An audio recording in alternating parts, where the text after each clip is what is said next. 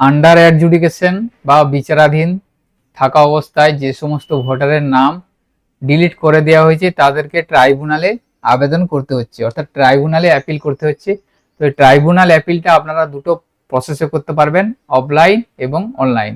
তো অফলাইন এবং অনলাইন এটা নিয়ে মানুষের মধ্যে অনেকেই ভাবছেন যে অনলাইনে করব বা অফলাইনে করব, কোনটা করলে সুবিধা হবে, বা অনলাইন বা অফলাইন কোন প্রসেসে করলে আমার সবচেয়ে তাড়াতাড়ি হিয়ারিং হবে, বা কোন পদ্ধতিতে করলে সবচেয়ে আগে ভোটার লিস্টে নাম উঠবে।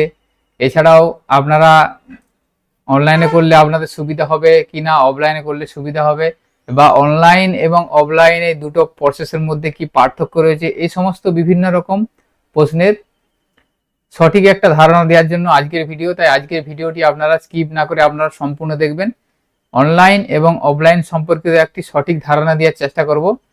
অর্থাৎ আন্ডার অ্যাডজুডিকেশন থাকা অবস্থায় যে সমস্ত ভোটারের নাম ডিলিট হয়ে গিয়েছে তাদেরকে ট্রাইব্যুনালে অ্যাপিল করতে হবে। তো এই ট্রাইব্যুনালে অ্যাপিল করার যে কতদিনের মধ্যে অ্যাপিল করতে হবে, আপনাদেরকে 15 দিনের মধ্যে অ্যাপিল করতে হবে, অর্থাৎ ডিলিশন লিস্ট প্রকাশিত হওয়ার 15 দিনের মধ্যে অ্যাপিল করতে হবে। আপনাদের যদি সাপ্লিমেন্টারি ফার্স্ট লিস্টে যেদিন নাম ডিলিট হয়ে থাকে, সেক্ষেত্রে যেদিন লিস্ট প্রকাশিত হয়েছে সেই লিস্ট প্রকাশিত থেকে 15 দিনের মধ্যে আপনাদেরকে ট্রাইব্যুনালে অ্যাপিল করতে হবে। যদি আপনাদের লিস্ট সেকেন্ড বা থার্ড বা ফোর্থ এইভাবে যে সাপ্লিমেন্টারি লিস্ট থেকে আপনাদের নাম ডিলিশন হয়েছে, সেই সাপ্লিমেন্টারি লিস্টে যে তারিখে প্রকাশিত হয়েছে সেই তারিখ থেকে 15 দিনের মধ্যে আপনাদেরকে অ্যাপিল করতে হবে। এই জিনিসটা আপনাদেরকে ক্লিয়ার বুঝতে হবে। তো আমি আপনাদের একটা সাপ্লিমেন্টারি ডিলিশন লিস্ট ওপেন করে দেখাচ্ছি। দেখুন এই লিস্টটা এখানে 23 তারিখে 23/3/2026 তারিখে বিকাল 5টায় প্রকাশিত করা হয়েছে, অর্থাৎ এই 23 তারিখ থেকে 15 দিনের মধ্যে এই সমস্ত ব্যক্তিদেরকে ট্রাইব্যুনালে অ্যাপিল করতে হবে। আর একটা লিস্ট আমি দেখাচ্ছি, দেখুন এখানে 27/3 এই লিস্টটা প্রকাশিত হয়েছে, অর্থাৎ এই ডিলিশন লিস্টটা 27 তারিখে প্রকাশিত হয়েছে, তাহলে 27 তারিখ থেকে 15 দিনের মধ্যে এই ব্যক্তিকে ট্রাইব্যুনালে অ্যাপিল করতে হবে। তো এবার ট্রাইব্যুনালে অ্যাপিল করার ক্ষেত্রে আপনারা অফলাইন এবং অনলাইন, প্রথমত অফলাইন সিস্টেমটা বলি। অফলাইন সিস্টেমে যদি আপনারা ট্রাইব্যুনালে অ্যাপিল করে থাকেন, সেক্ষেত্রে আপনাদেরকে আপনাদের এসডি অফিস বা ডিএম অফিসে অ্যাপ্লিকেশন করতে হবে। আপনাদেরকে দুটো অ্যাপ্লিকেশন ফরম্যাট আমি দেখাচ্ছি। দেখুন এটা একটা আছে, আপনারা ডিএম অফিস বা এসডি অফিসে এই ফরম্যাটটা ফিল আপ করে অ্যাপিল করবেন। তার সাথে আপনাদের যে ট্রাইব্যুনাল, সেই ট্রাইব্যুনালকে অ্যাপিল একটা ফরম্যাট আছে, এই ফরম্যাটটা ফিল আপ করে দিতে হবে। অর্থাৎ দুটো ফরম্যাট আপনাদেরকে ফিল আপ করতে হবে। ফিল আপ করার পর সাথে সমস্ত ডকুমেন্টস আপনারা দিয়ে আপনাদের এসডি অফিস বা ডিএম অফিসে জমা করবেন। এটা হচ্ছে অফলাইন প্রসেস। তো অফলাইন প্রসেসের ক্ষেত্রে আপনারা অফলাইনে ফর্ম জমা করলেন, তারপরে সেই ফর্ম এসডি অফিস বা ডিএম অফিস ডিজিটাইজ করবে। ডিজিটাইজ করার পর ট্রাইব্যুনালের কাছে সেই অ্যাপিলটি শো করবে।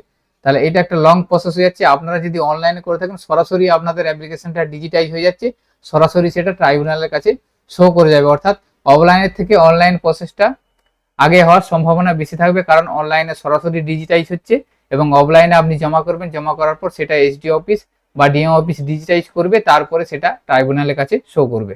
তো অনলাইন আপনারা করতে পারেন। অনলাইন করার ক্ষেত্রে একটা কি সমস্যা আছে, যদি আপনাদের ভোটার কার্ডের সাথে আধার কার্ডের নামের গোলমাল থেকে থাকে, সেক্ষেত্রে আপনারা অনলাইনে করতে পারবেন না। অর্থাৎ আপনার অনলাইন করতে গেলে আপনাদের ভোটার কার্ড এবং আধার কার্ড দুটোর নাম দুই জায়গাতে সেম হতে হবে, তাহলে আপনারা অনলাইনে আবেদন করতে পারবেন। এছাড়াও আপনাদের আধার কার্ডের সাথে মোবাইল নাম্বার লিঙ্ক থাকতে হবে, তাহলে আপনারা অনলাইনে আবেদন করতে পারবেন। আধার কার্ডের সাথে মোবাইল নাম্বার লিঙ্ক না থাকলে অনলাইনে আবেদন করতে পারবেন না, কারণ ওখানে আধার অথেন্টিকেশনের মাধ্যমে আপনাদের ওটিপির মাধ্যমে ফাইনাল সাবমিশন হবে। সেই জন্য আপনাদের অনলাইনে অ্যাপ্লিকেশন করার জন্য সর্বপ্রথম হচ্ছে আপনাদের ভোটার কার্ডের সাথে আধার কার্ডের নাম সেম হতে হবে, এবং দ্বিতীয় হচ্ছে আপনাদের আধার কার্ডে মোবাইল সংযুক্ত থাকতে হবে, তাহলে আপনারা অনলাইনে অ্যাপ্লাই করতে পারবেন। তো এখানে প্রশ্ন হচ্ছে, আপনারা যদি অনলাইনে অ্যাপ্লাই করেন, অনলাইনে অ্যাপ্লাই করার পর কি আপনাদের করণীয় আছে, সেক্ষেত্রে বলে রাখি। দেখুন অনলাইনে আবেদন করার ক্ষেত্রে আপনাদের অনলাইনে কোনো ডকুমেন্টস আপলোড করতে হচ্ছে না। শুধুমাত্র আপনারা অ্যাপিলটা করছেন অনলাইনের মাধ্যমে। এখানে ভোটার্স পোর্টালে যাবেন, যাওয়ার পর এখানে submit appeal for individual under adjudication, এখান থেকে অ্যাপিল করবেন। অ্যাপিলের ভিডিও অলরেডি আমরা আমাদের চ্যানেলে দিয়েছি, সেখান থেকে আপনারা দেখে নিতে পারবেন কিভাবে অনলাইনে অ্যাপিল করবেন। অনলাইনে অ্যাপিল করার পর আপনাদেরকে কোনো ডকুমেন্টস আপলোড করতে হচ্ছে না। তাহলে আপনারা শুধু অনলাইনে অ্যাপিল করেই যদি বাড়িতে বসে থাকেন, তাহলে আপনাদের অ্যাপিলটি সঠিকভাবে হবে না, অর্থাৎ বা ডকুমেন্টস যাচাইটি সম্পূর্ণ হবে না, কারণ শুধুমাত্র অ্যাপিল আপনারা করছেন। তাহলে অনলাইনে অ্যাপিল করার পর আপনাদের যে অ্যাকনোলেজমেন্ট রিসিপ্টটি ডাউনলোড করবেন, সেটি দেখবেন নিচে একটা ডিক্লারেশন আছে, অনলাইনে অ্যাপিল করার পর দেখুন একটা অ্যাকনলেজমেন্ট ফর অ্যাপিল সাবমিশন এই ধরনের একটা আপনাদের আসবে, এবং নিচের দিকে দেখবেন এখান থেকে একটা ডিক্লারেশন আছে। এই ডিক্লারেশনটা আপনারা এখানে আবেদনকারীকে যিনি অ্যাপিল করছেন তিনাকে সই করতে হবে। সই করার পর এই ডিক্লারেশন এবং সাথে সমস্ত ডকুমেন্টস আপনাদেরকে এসডি অফিস বা ডিএম অফিসে জমা করতে হবে। অর্থাৎ অনলাইনে করার পরেও আপনাদের ডকুমেন্টসগুলো জমা করতে হবে। যেহেতু আপনারা অনলাইন পোর্টালে ডকুমেন্টস আপলোড করার কোনো অপশন পাচ্ছেন না, সেজন্য আপনাদেরকে এই ডিক্লারেশন সহ সমস্ত ডকুমেন্টস আপনাদের এসডি অফিস বা ডিএম অফিসে জমা করতে হবে। তাহলে আপনারা অফলাইনে করলেও আপনাদের ফর্ম সাথে আপনাদেরকে সমস্ত ডকুমেন্টস জমা করতে হচ্ছে, এবং অনলাইন করলেও আপনাদের অ্যাকনলেজমেন্টের সাথে সমস্ত ডকুমেন্টস আপনাদের এসডি অফিস বা ডিএম অফিসে জমা করতে হবে। অর্থাৎ দুটো পদ্ধতি আপনাদেরকে ডকুমেন্টস জমা করতে হবে।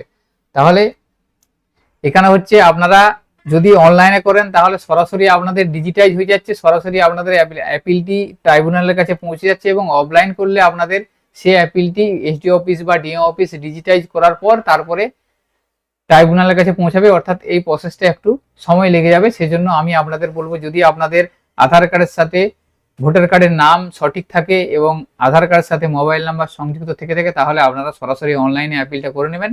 অনলাইন অ্যাপিল করার পর আপনারা এই ডিক্লারেশন সই করে আপনারা আপনাদের সমস্ত ডকুমেন্টস নিয়ে এসডি অফিস বা ডিএম অফিসে জমা করতে হবে।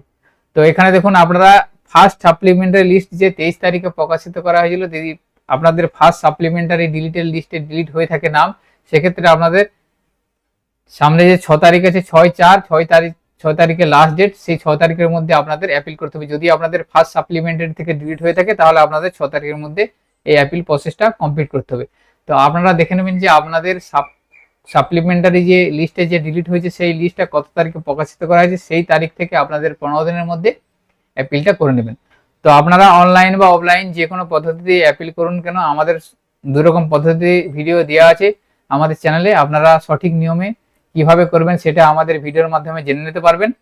তো আজকের ভিডিওতে এই ইনফরমেশনটি আপনাদের সাথে শেয়ার করা ছিল।